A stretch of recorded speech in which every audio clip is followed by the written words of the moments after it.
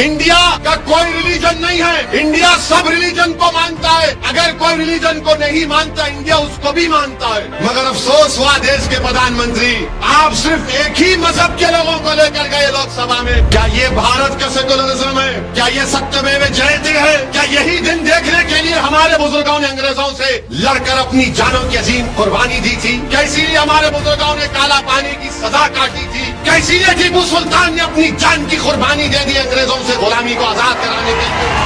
Mister Modi, आप हिंदुओं के भी प्राइम मिनिस्टर है, मुसलमानों के भी है, ईसाइयों के भी है, सिखों के लिए भी है, आदिवासियों के लिए आप सब 130 करोड़ जनता के वजीर आजम है। आप एक मजहब के नहीं हैं। और आज हम देखते हैं कि भारत की लोकसभा की पार्लियामेंट का इफ्तिताह हुआ।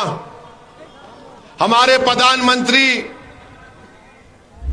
वो एक फोटो आई लेटे हुए हैं।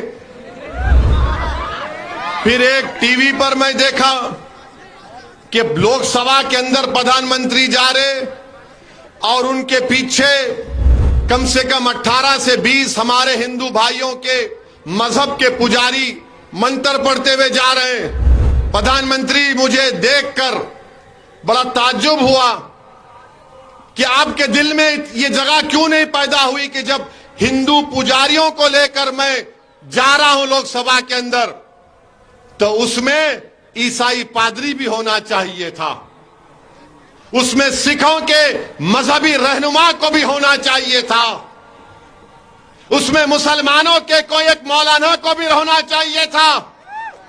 अरे यही तो भारत की खूबसूरती है। वजीर आजम, इस देश का मजहब एक नहीं है, भारत का एक मजहब नहीं है, भारत किसी मजहब को मानता भी नहीं है, भारत पूरे मजहबों को मानता है। इंडिया का कोई रिलीजन नहीं है, इंडिया सब रिलीजन को मानता है। अगर कोई रिलीजन को नहीं मानता, इंडिया उसको भी मानता है। मगर अफसोस हुआ देश के प्रधानमंत्री, आप सिर्फ एक ही मजहब के लोगों को लेकर गए लोकसभा में। काश आपका दिल बड़ा होता तो उसमें ईसाई, सिख, मुसलमान और जैन लोग भी अंदर होते, बाहर हुआ। मगर लोग बोलते हैं, अब बोलेंगे नहीं बाहर नहीं हुआ, उस सूर्य रहमान का सूरा नहीं पढ़े। अरे भाई, अंदर भी पढ़ना था, अंदर भी पढ़ना था। यासीन वल कुरानिल हकीम, यह भी पढ़ना था अंदर। मगर प्रधानमंत्री सिर्फ अपने साथ इन्हीं लोगों को लेकर गए। वो लोकसभा का नया इफ्तिदा नहीं दिख रहा था, ऐसा दिख रहा था कि कोई दिल्ली के सुल्तान की ताजपोशी हो रही है।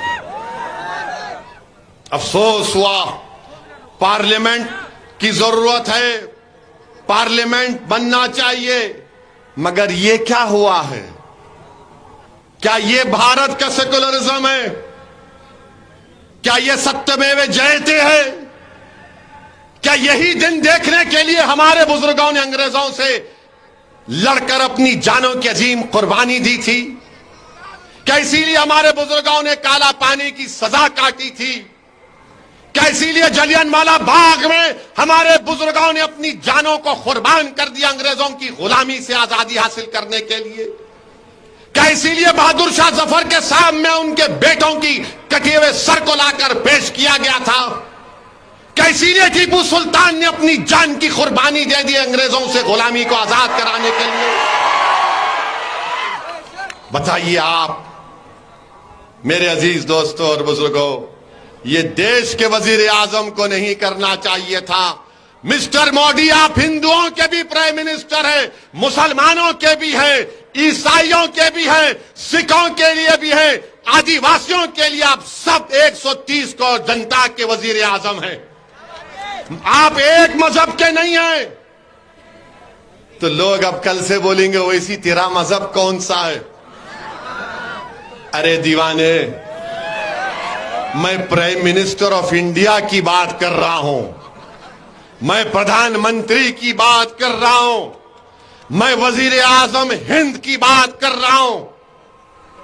मेरी बात तुम कब जब करोगे, जब कोई मैं ओहदे पर आऊंगा। मगर इंशाअल्लाह ताला जब तक अल्लाह मुझे जिंदा रखेगा, जब तक आपकी दुआएं, आपका साथ रहेगा, असदुद्दीन ओवैसी जहां ठहरा है वहीं ठहरेगा।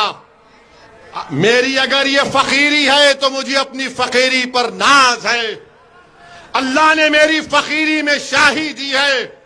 जो मुकाम अल्लाह ने मंजलिस के लोगों को दिया है वो किसी बड़े बड़े जमात के कायदीन को अल्लाह ने नहीं दिया है। ये अल्लाह का बहुत बड़ा करम और फजल है।